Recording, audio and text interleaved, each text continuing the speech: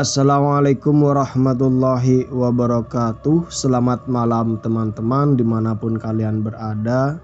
Semoga kalian dalam keadaan baik-baik saja, selalu diberkahi dan dilancarkan rezekinya oleh Allah Subhanahu wa Ta'ala.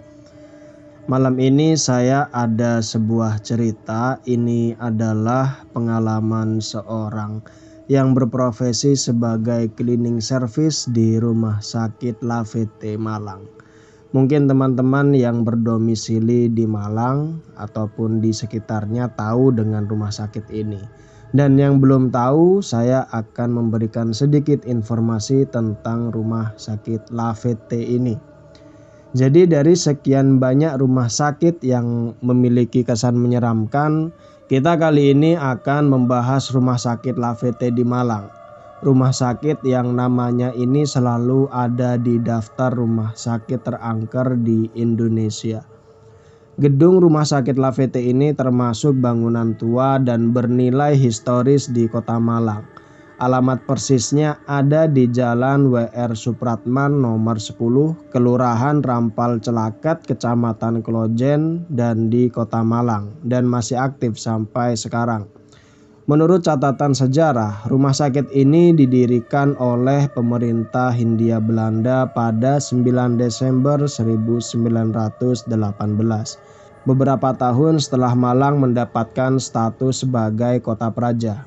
Awalnya rumah sakit ini didirikan sebagai klinik tempat pelayanan kesehatan bagi pasien yang berasal dari para pekerja perkebunan dan industri gula yang berada di sekitar lokasi rumah sakit itu. Sempat mengalami jatuh bangun defisit anggaran dan pergantian yayasan. Rumah sakit Lafete yang diambil dari nama Renardel de Lafete, yaitu sang ketua yayasan ini, masih mampu bertahan dan mengabdi demi kesehatan masyarakat Malang secara umum. Arsitektur yang bergaya kuno dan keberadaan pohon-pohon besar di depan rumah sakit ini menjadi alasan mengapa rumah sakit ini dikatakan angker oleh sebagian orang. Dari banyaknya laporan mengenai penampakan atau gangguan, sosok paling terkenal di sini adalah kemunculan kuntilanak pada sebuah pohon yang berada di kawasan parkiran rumah sakit ini. Banyak saksi mata yang membenarkan keberadaan sosok kuntilanak ini di parkiran dari sekedar suara tangis atau kadang tertawa. Bahkan ada beberapa kali sampai kemunculan sosoknya secara utuh. Jadi kita akan masuk langsung ke ceritanya. Jadi sebut saja namanya adalah Roni. Dulu dia pernah kerja di rumah sakit ini sebagai cleaning service sampai tahun 2010-an. Di sini cleaning service-nya dibagi menjadi 2 shift, pagi sampai siang dan sore sampai malam.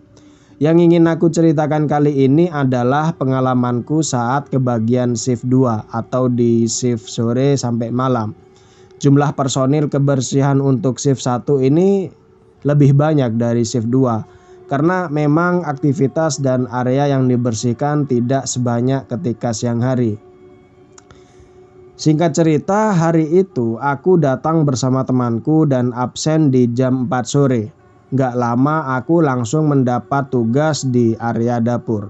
Aku nggak tahu apakah ruangan yang aku sebutkan dan ruangan-ruangan lain ini masih ada di rumah sakit yang sekarang atau tidak, karena sudah ada renovasi besar-besaran di rumah sakit itu. Sedangkan yang aku share ini saat kondisinya masih bangunan lama.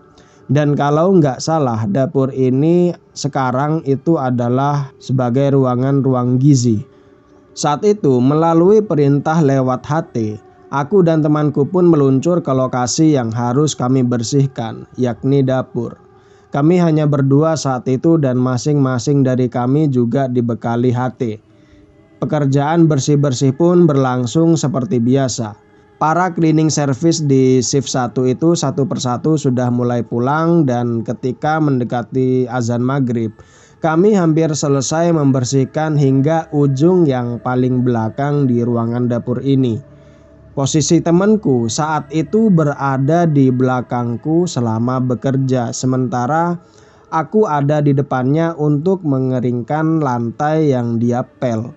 Dan setelah aku sampai di ujung yang paling belakang ruangan, aku berbalik badan dan kaget karena temanku ini hilang. Padahal aku yakin tadi tuh dia ada di belakangku.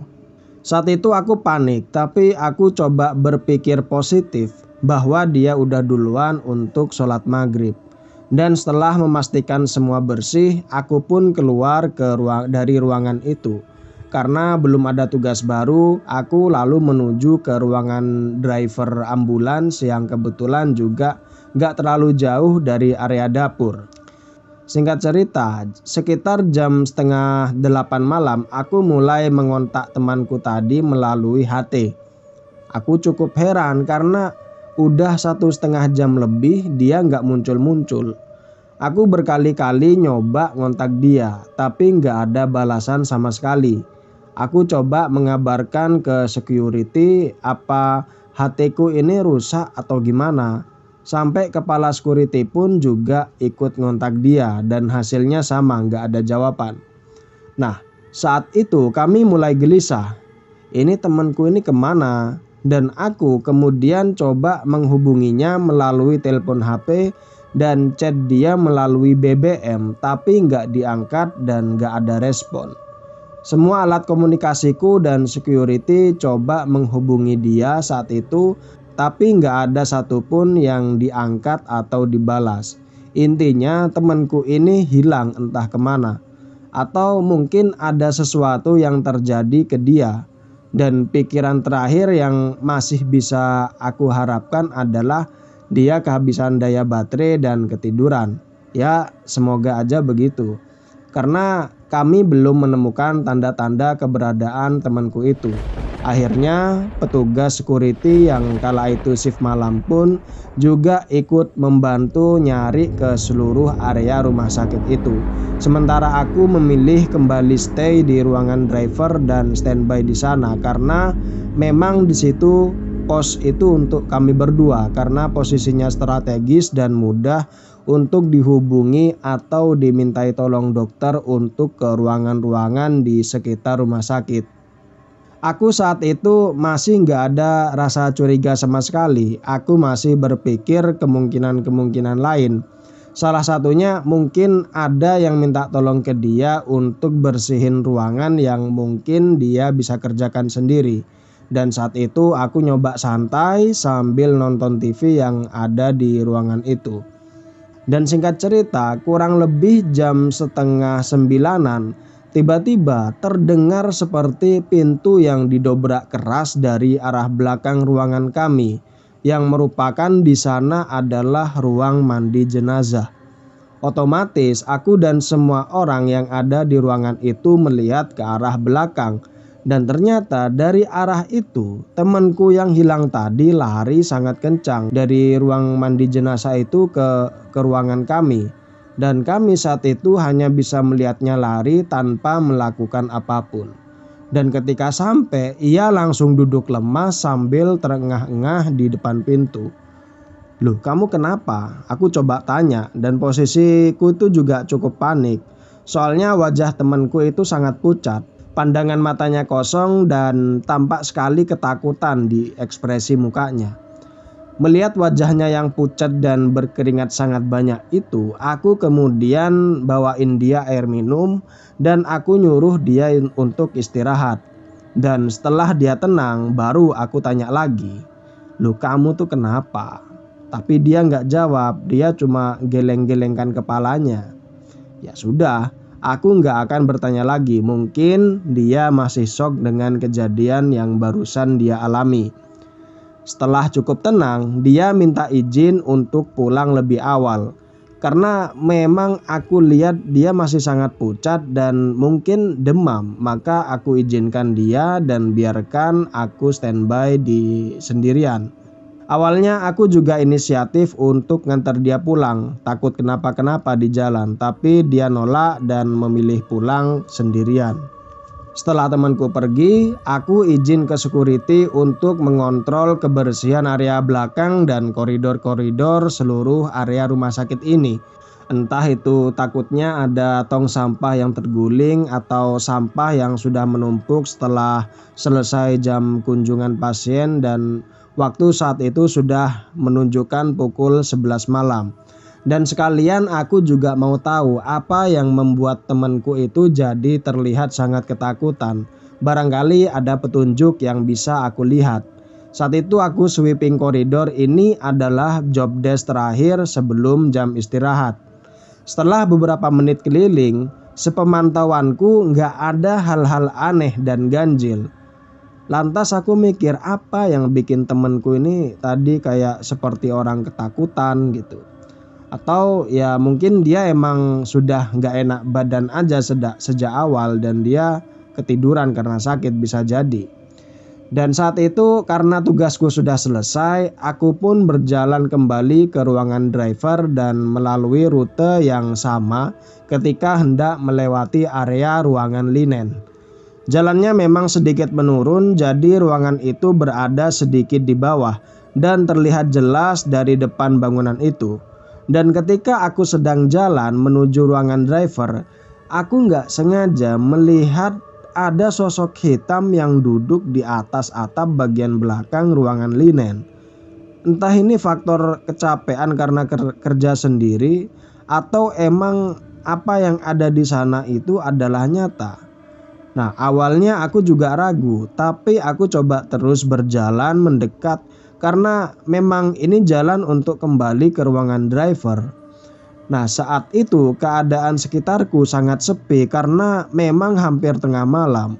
Aku nyoba mendekati atau aku mikir setidaknya ini untuk memastikan objek itu tuh apa.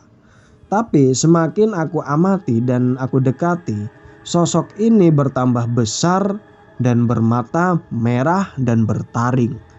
Aku nggak tahu itu apa, tapi sosok ini adalah nyata. Melihat sosok itu bukan hanya bayanganku saja, pelan tapi pasti aku jalan mundur teratur untuk menghindari sosok itu. Aku mencoba tenang dan mencoba tidak panik, jangan sampai gerakanku terlihat, tapi nggak bisa. Seberapapun aku coba melangkah mundur, aku justru seperti diam berjalan di tempat. Sosok ini justru melihat ke arahku dan mendekat. Aku coba membaca ayat-ayat Al-Quran sebisaku, tapi tidak ada efek apapun. Aku ingin membacanya dengan suara lantang tapi juga nggak bisa, seolah-olah mulutku ini dibungkam. Bahkan kini seluruh badanku terasa kaku. Juga bahkan sekedar untuk menggerakkan jari saja aku merasa sangat kesulitan. Aku mikir apa sosok ini yang dilihat sama temanku tadi gitu.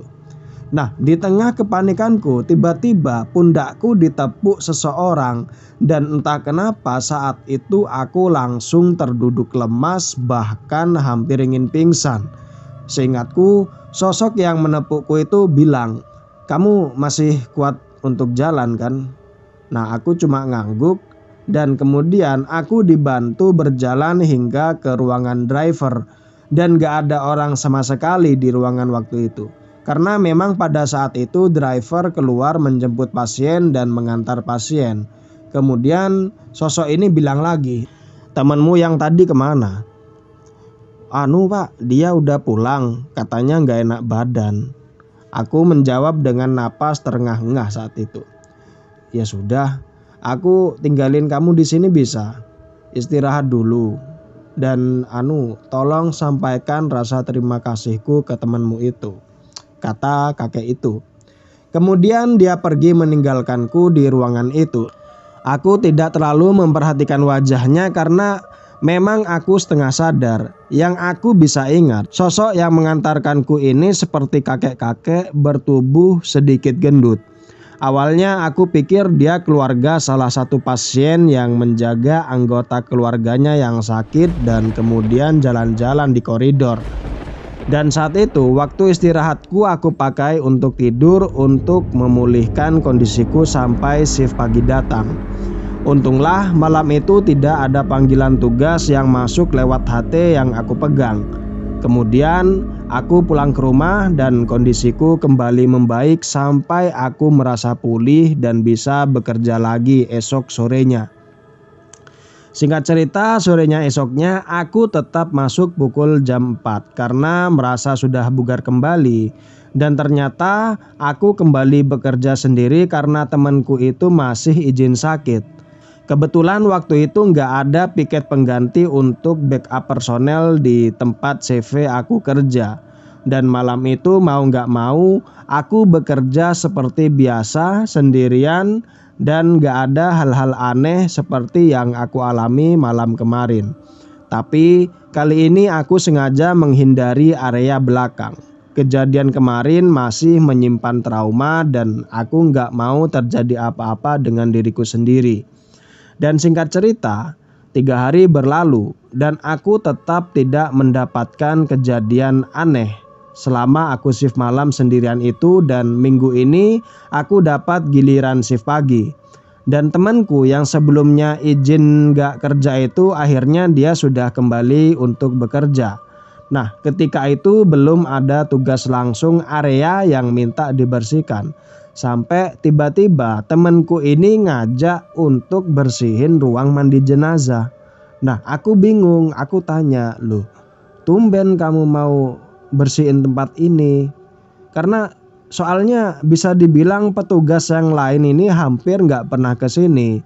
Selain karena kamar mandi jenazah ini memang area yang basah terus menerus, permintaan bersihin ruang ini pun nggak sering. Ya wes, ayo ke kantin aja, lagian udah mau jam istirahat, kataku gitu.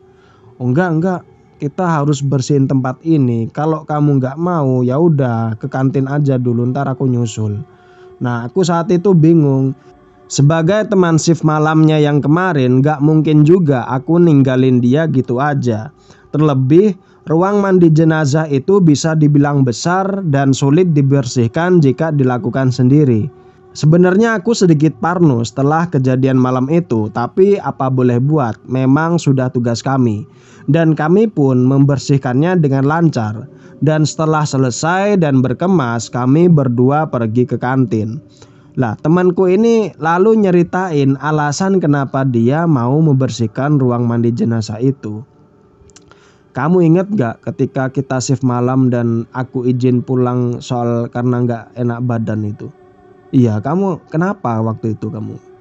"Nah, saat itu setelah bersihin area dapur, aku kan gak sengaja ngeliat sosok orang tua di ruang mandi jenazah itu.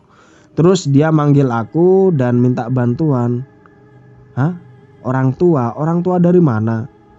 "Loh iya, dia tuh manggil aku kayak gini, 'Mas, tolong kesini, minta tolong ini dibersihin, kotor banget, lihat, masa rumah sakit kayak tempat gudang gini.'" Nah, saat itu tuh dia natap aku kayak jengkel gitu. Ya mungkin karena tugas kami ini di bidang pelayanan, entah itu pegawai rumah sakit ataupun pasien ataupun keluarga pasien, kami harus tetap membantu. Jujur saja, shift yang di shift pagi itu pun jarang membersihkan area ini kalau memang nggak ada permintaan dari area rumah sakit. Itu pun baru dibersihkan. "Lah terus kamu bersihkan?" tanyaku gitu. Dan temanku tuh cuma ngangguk. "Loh, kamu tuh kenapa nggak ngasih tahu aku? Kan ada HP. HP kamu juga punya, kenapa nggak dipakai gitu?"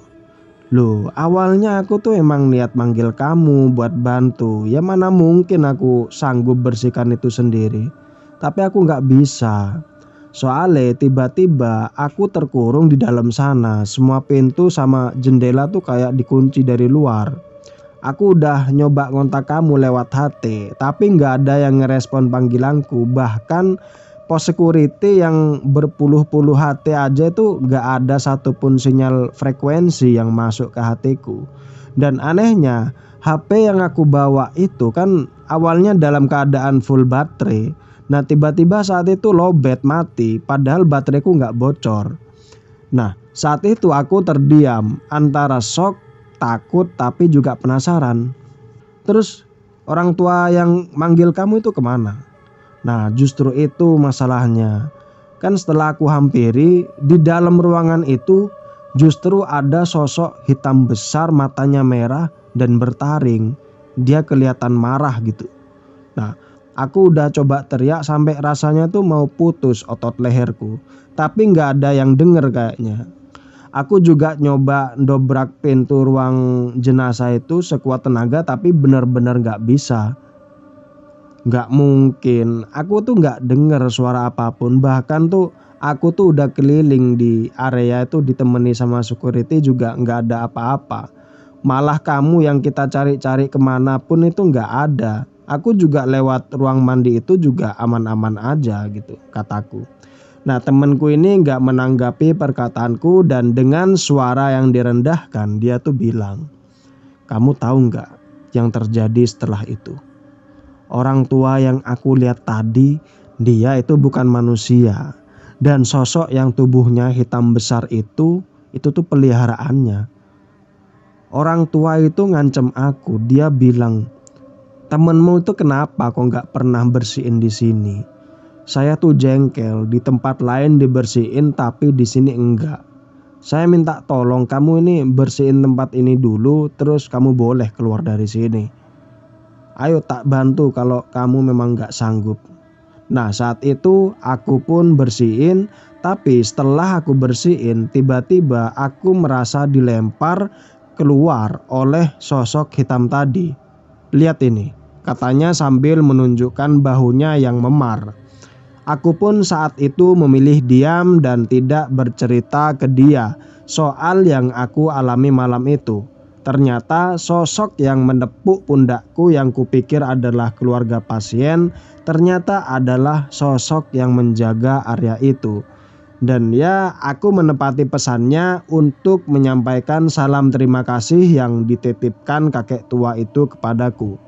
Dan setelah kejadian ini, aku dan temanku selalu mengajak teman-teman lainnya untuk membersihkan area ruang mandi jenazah itu sekalipun tidak ada request dari rumah sakit.